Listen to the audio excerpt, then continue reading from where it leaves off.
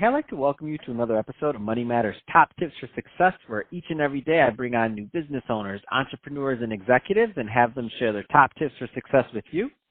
My name is Adam Torres. You can follow me on Instagram at AskAdamTorres to keep up with my book releases, book tour schedule, signings, all that other good stuff. Always love to connect with you there. And as always, if you'd like to apply to become a co-author of one of my upcoming books, just head on over to the website, moneymatterstoptips.com, and click on Become an Author to apply. All right, so today is a very special reunion 2020 episode. What is that? That's when I bring on a guest that I had on in the past that I liked him so much I had to bring him right back on. So Phil Abraham, the CEO over at Cloudface, is today's guest. Phil, welcome to the show. Thank you for having me. So I'm excited to get more into what we're doing today and talking about cybersecurity. But before we do that, I don't want the audience has grown pretty big over the last year, and I don't want to assume some of our new listeners heard the previous episode. So let's just start out with you getting a little bit further into what you're doing over at Cloudface. Okay, sounds good. Well, at Cloudface, we're a very disruptive technology, and we're currently working on disrupting the U.S. healthcare system from end to end, and we're also working on disrupting the cybersecurity industry. And we've become one of the leaders in cybersecurity and healthcare. But in cybersecurity, we're dealing with cybersecurity at the level of being quantum proof.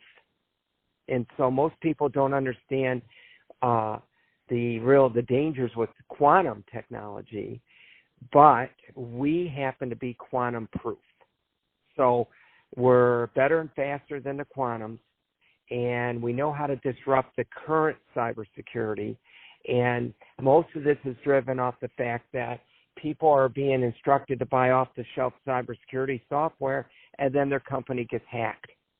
And so I make it my point to get out there and educate people, to let them know what is the good cybersecurity tools, what are the bad, and what should they be doing to protect themselves against the quantums.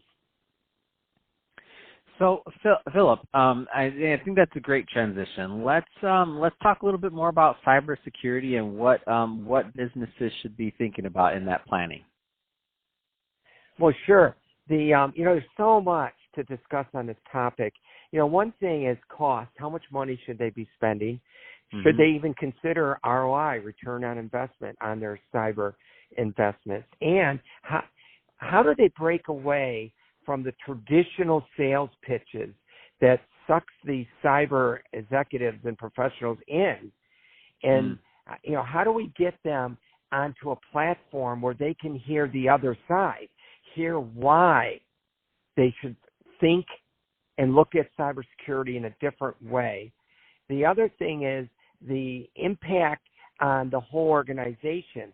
We are currently really leading in the area of supply chain, merging supply chain and cybersecurity.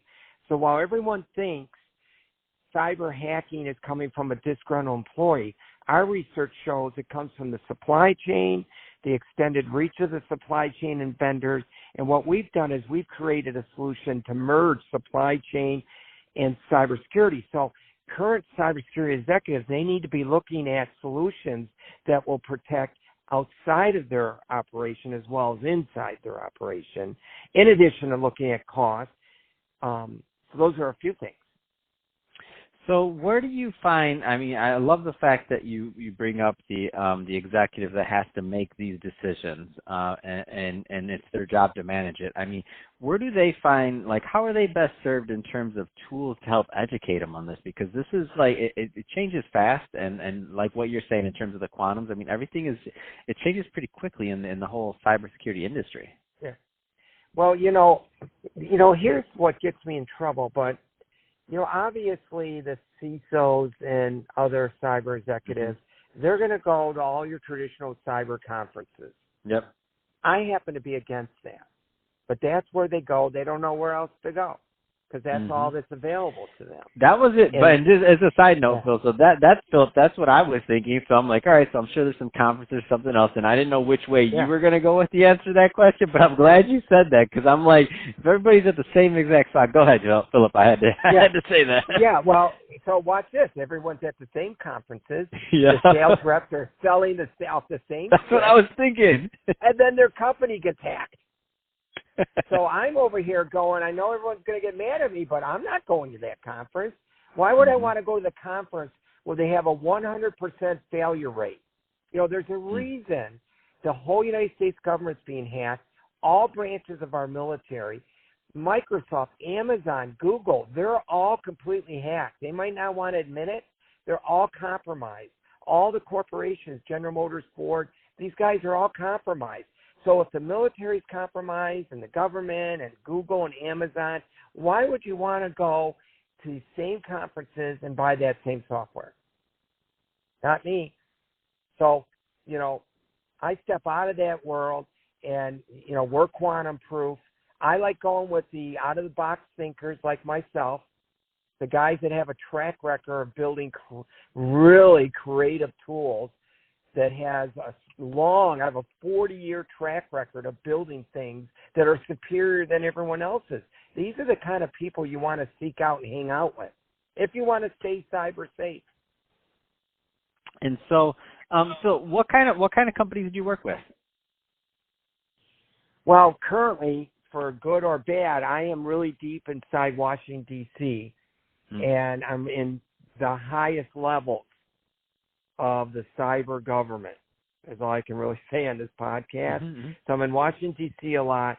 I'm working with the most advanced quantum-proof solutions in the world. And for the business owners that are listening, so there's a lot of business owners, entrepreneurs, executives on the line that are listening to this podcast, and so when I ask that question, I mean specifically like what size of company you like work with. So if somebody's listening to this, and they're obviously not the government, they're going to own businesses. What kind of companies do you like working with, just so they know that if they follow up with you, that they're a great fit? What your question was? What size companies? Yeah.